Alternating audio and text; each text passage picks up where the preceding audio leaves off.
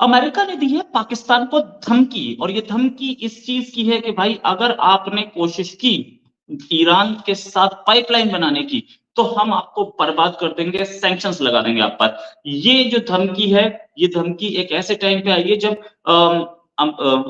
Iran के president Pakistan में बैठे हैं, बातचीत भी इसी पाक अफगानिस्तान जंग में अमेरिका भी कूद गया है। बड़ी खबर आपको बता रहे हैं, अमेरिका ने अफगानिस्तान पाकिस्तान को नसीहत दी है। टीटीपी पर कार्रवाई को लेकर संयम बरते पाकिस्तान। इस पाइपलाइन के डायनामिक्स क्या हैं और ये पाइपलाइंस के खिलाफ क्यों है अमेरिका, इस पे भी बात करूंगा। लेकिन क्या ईरान पर सैंक्शंस लग सकते हैं? और पाकिस्तान एक ऐसा कंट्री है जहां पर गैस पाइप से जो गैस आती है वो 1 घंटे आती है, 1 घंटे नहीं आती। ईरान के राष्ट्रपति अचानक पाकिस्तान पहुंच गए हैं, जिसके बाद अब अमेरिका आग बबूला हो गया है।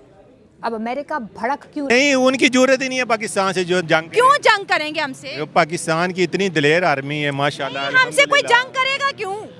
नहीं, वो जंग करेंगे ना। वो देखे, वो कोशिश करते हैं बहुत ज्यादा। देखे वो जो ताकतें हैं, वो जो ताकतें हैं ना, वो वैसे माली लिहाज से हमारे से बहुत ज्यादा ऊपर हैं।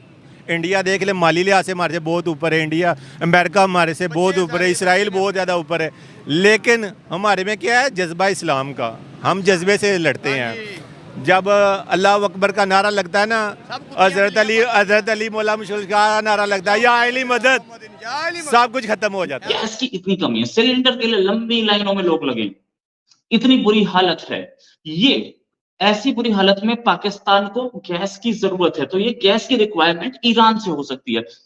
तो जय हिंद दोस्तों, एसपी न्यूज़ 91 में आपका स्वागत है। दोस्तों मैं आपको बता दूं कि पाकिस्तान को अमेरिका की तरफ से एक बहुत ही बड़ी धमकी आई है। अगर ये पाकिस्तान अमेरिका की बात नहीं मानता है तो ये समझ लीजिए कि पाकिस्तान पूरे तरीके से तहस नहस हो जाएगा। गैस का मैं बताऊंगा, गैस पाइपलाइन का मामला है। आपने पहले भी क्लिप्स में देखा होगा, मैंने पहले भी इस चीज़ पर वीडियो डाली थी कि जो ये पाकिस्तान के लोग हैं, ये पन्नी की थैलियों में गैस भर भर के अपना जो है गुजारा कर रहे हैं। कुछ इस तरीके की मतलब बातें हैं, आपने देखा भी होगा। वहाँ पर गैस की लाइनों में लग करके लोग जो है गैस की कमियों को पूरा कर रहे हैं, क्योंकि गैस की जो खपत है वहाँ पर पूरी नहीं हो। अब वहाँ पर गैस की खपत ज़्यादा है और कहीं कोई भी उन्हें गैस देने को तैयार नहीं है। लेकिन अब ईरान का और पाकिस्तान का एक सौदा हुआ था कि ईरान से और पाकिस्तान तक एक गैस पाइपलाइन बिछाई जाएगी, जो कि पाकिस्तान की जो गैस किल्लत है उसको कहीं ना कहीं ख़त्म कर देगी। मैं आपको बता दूं कि अभी फ़िलहाल पाकिस्तान के अंदर एक सिलेंडर की कीमत 3,500 यानी कि 3,500 रुपये के करीब है, जो कि भारत में 900 या 1,000 रुपये तक का मिल जाता है। तो अब अमेरिका को ये बात पसंद नहीं आई और अमेरिका ने सीधे तौर पर पाकिस्तान को एक वार्निंग दी है कि अगर ईरान से गैस सप्लाई या गैस पाइपलाइन को लिया गया तो पाकिस्तान को कहीं ना कहीं बहुत ही ज़्यादा इसका खामियाजा भुगतना पड़ सकता है। अब पाकिस्तानी मीडिया इस पर क्या चर्चा कर रहा है, तो आइए दोस्तों वीडियो को स्टार्ट करते हैं। इनके ये जो पाइपलाइन है, प्रोजेक्ट जो है, ये आज के नहीं, ये कम से कम 30 साल पुराने हैं। 30 साल पहले कॉन्सेप्ट आया था, आज तक नहीं बन पाया। क्यों नहीं बन पाया? पाइपलाइन बनाने में 5 साल से भी कम, 3 साल, कई बार तो 2 साल में ही हो जाती है बड़ी पाइपलाइंस। तो ये क्यों इतनी लंबी पाइपलाइन खींची? 30 साल ये प्रोजेक्ट क्यों नहीं बन पाया? इंडिया में एक मिनिस्टर, यूपीए गवर्नमेंट में उनकी मिनिस्ट्री चेंज कर दी गई थी, पेट्रोलियम मिनिस्टर थे, उनकी मिनिस्ट्री चेंज कर दी गई थी, क्योंकि वो ईरान पाकिस्तान की पाइपलाइन में बहुत ज्यादा इंटरेस्ट ले रहे थे। और इंडिया ने जब बोला कि आपने एक मिनिस्टर की मिनिस्ट्री तो चेंज कर दी, खैर ये एक सीक्रेट रिपोर्ट थी, ये ओपन में नहीं हुआ था। ये कहा जाता है बेसिकली कि उन मिनिस्टर साहब की मिनिस्ट्री चेंज हो गई थी। लेकिन ये कि मिनिस्ट्री चेंज होने के बाद इंडिया ने बोला हमारी रिक्वायरमेंट्स हम कहां से खरीदेंगे, तो इंडिया को न्यूक्लियर डील दी गई।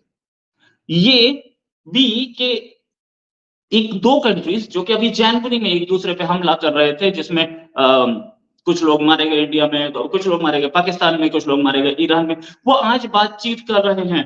2 फोरमोस्ट इश्यूज हैं, पाकिस्तान पाइपलाइन और दूसरा बॉर्डर सिक्योरिटी। वैसे एक बड़े गलत टाइम पर आई है ये। बड़े गलत टाइम पर क्यों आई है?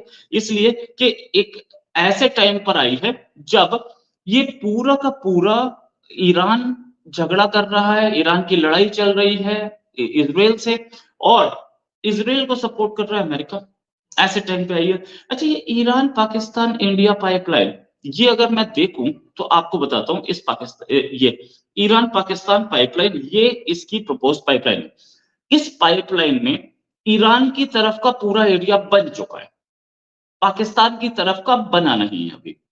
ईरान की तरफ का जो है वो तो 2 साल पहले ही बन के तैयार हो चुका, 2 साल से भी ज्यादा टाइम हो गया, बन के तैयार हो चुका, क्योंकि इससे गैस आएगी और गैस से कमाई होगी ईरान की, अमेरिका नहीं चाहता। और अमेरिका को एक बड़ा खतरा और ये है कि ये इंडिया आ गई तो इंडिया सबसे बड़ा मार्केट है, और इंडिया की जो गैस रिक्वायरमेंट्स है ईरान से पूरी हो जाएंगी, क्योंकि एक बार पाइपलाइन बन गई तो इंडिया तो खरीदेगा, बोलेगा पाइपलाइन इतनी महंगी बिछाइए, क्यों हम लेंगे भैया। तो एक पाकिस्तान जाना, नवाब शाह तक जहां जा रही है, उससे इंडिया कितना दूर रह गया। इस पाइपलाइन को इसीलिए नहीं बनने दिया जा रहा। अमेरिका इसके डेड अगेंस्ट है और अमेरिका नहीं चाहेगा कि ये बन जाए, लेकिन पाकिस्तान के जो लोग हैं वो कोशिश कर रहे हैं कि ये बन जाए। इंडिया दूसरे एंगल से बात कर रहा था, ये मैप में थोड़ा सा भी मैंने दिखा दिया। इंडिया दूसरे एंगल से बात कर रहा था कि इसको सी के नीचे से बिछा लें। अब सी के नीचे से पाइपलाइन जाती है, नो डाउट अबाउट इट, लेकिन बहुत महंगी पड़ती हैं और उसकी मेंटेनेंस उससे भी मुश्किल होती है, क्योंकि लोगों को ऑक्सीजन मास्क वगैरह लगा के नीचे जाना पड़ता है और नीचे जा करके उनको इसको ठीक करना पड़ता है, तो उसमें बहुत ज्यादा कोई इंटरेस्टेड होता नहीं है। लेकिन जो भी है हम आपको बताएंगे, इस पे भी बताएंगे कि क्या सिचुएशन है कि सी के अंदर से हम पाइपलाइन बना सकते हैं या नहीं। उससे पहले सिचुएशन ये कि एक विजिट जो है इस पाइपलाइन से 240 मिलियन यानी कि 24 करोड़ पाकिस्तानियों की सीधे सीधे रोजी रोटी जुड़ रही है। कैसे जुड़ रही है? एक तो गैस आएगी, बहुत सारे लोगों का खाना बनेगा, गैस से इनकी पॉपुलेशन, इनकी जो इंडस्ट्रीज है वो चलेंगी, गैस से इनके पावर प्लांट चलेंगे, गैस से इनकी इकोनॉमी। आज बिजली की आलम यह है कि 1 घंटा आती है, 2 घंटा नहीं आती इस्लामाबाद में। बाकी शहरों की बात छोड़ दीजिए, गांव में तो 6-6, 8-8 घंटे नहीं आती है।